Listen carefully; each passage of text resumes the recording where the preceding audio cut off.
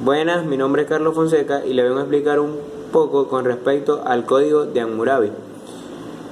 Primero que todo, el Código de Hammurabi es uno de los conjuntos de leyes más antiguos que se han encontrado y uno de los ejemplares mejor conservados de este tipo de documentos creados en la antigua Mesopotamia.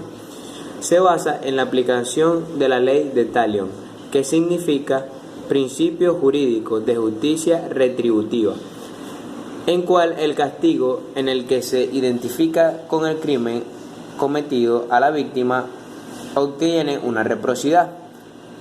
La expresión más conocida de la ley de Talión es el pasaje bíblico que vendría siendo ojo por ojo, diente por diente. Desde una perspectiva más conceptual, la ley de Talión es la expresión de los siguientes mandatos retributivos de carácter ético: no pidas sin dar y no recibas con ingratitud. Históricamente, constituye el primer intento por establecer una proporcionalidad entre el daño recibido en un crimen y el daño producido en un castigo, siendo así el primer límite a la venganza. En la historia, el Código Hammurabi era un conjunto de 282 leyes talladas en una piedra por el rey de Babilonia Hammurabi, que fue el sexto rey de Babilonia, que conquistó posteriormente ese reino en la antigua Mesopotamia. Aunque este código no fue el primero, fue definido con más claridad e influyó en las leyes de otras culturas. Los primeros restos de un conjunto de leyes de la antigua Mesopotamia corresponden al código de Ur-Nammu, que data de antes de Cristo, de los años 2100 a 2050, realizado en la ciudad de Ur, durante el reinado de Ur-Nammu. Esas leyes fueron dictadas por un rey que gobernaba sobre una población homogénea y basaba el reconocimiento estándar en el que se esperaba de los ciudadanos durante el reinado de Hammurabi.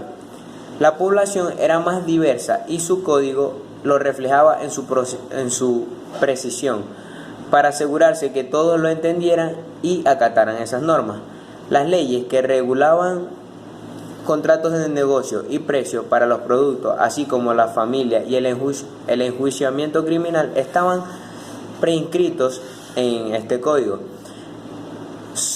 Cada crimen estaba inscrito sobre la estela del Código Hammurabi. Nadie puede alejar esta ignorancia de la ley, porque la estela constaba de más de 2 metros y 7 pies de altura y se encontraba en el público, ya que el rey de Hammurabi mandó a colocar por toda la ciudad todas estas talladuras en las diferentes plazas y centros ocupacionales en el cual se concentraba la masa de la población de esta nación. El imperio de Hammurabi colapsó tras su muerte y Babilonia fue saqueada, repetida varias veces a lo largo de los años. Hacia el año 1150 a.C., Shuktruk-Nukunte, rey de Elam, saqueó la ciudad de Sippar, hoy en día Irak, del dios Marduk como botín de guerra. La estela fue descubierta en 1901 en las ruinas de la ciudad elamita de Susa, es decir, hoy actualmente Irak, y actualmente se exhibe en el Museo de París, Francia. Louvre se llama el museo. ¿Quién fue Hammurabi? Hammurabi se destacó por ser uno de los fundadores del reino babilónico y por llevar a cabo con éxito varias guerras. Aunque su muerte de dicho imperio se disolvió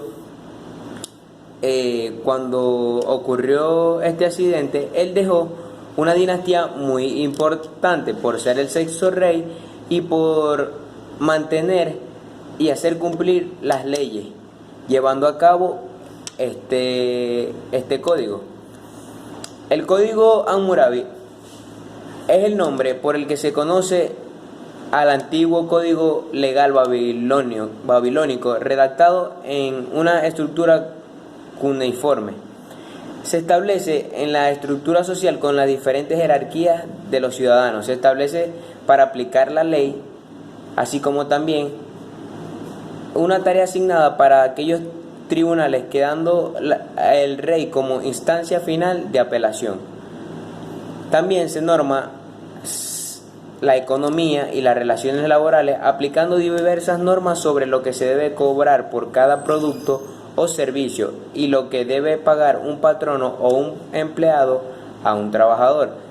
También se fija el grado de responsabilidad de cada quien por el buen cumplimiento de su trabajo y la forma en que debe afrontar las faltas en este sentido. ¿Cuál es la importancia del Código Hammurabi?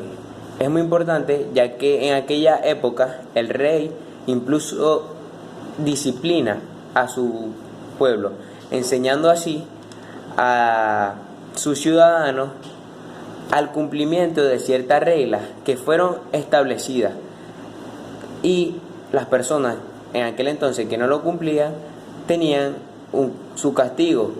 De lo contrario, existía en aquel entonces un cierto control por los daños que causaran aquellas personas sin medir sus consecuencias.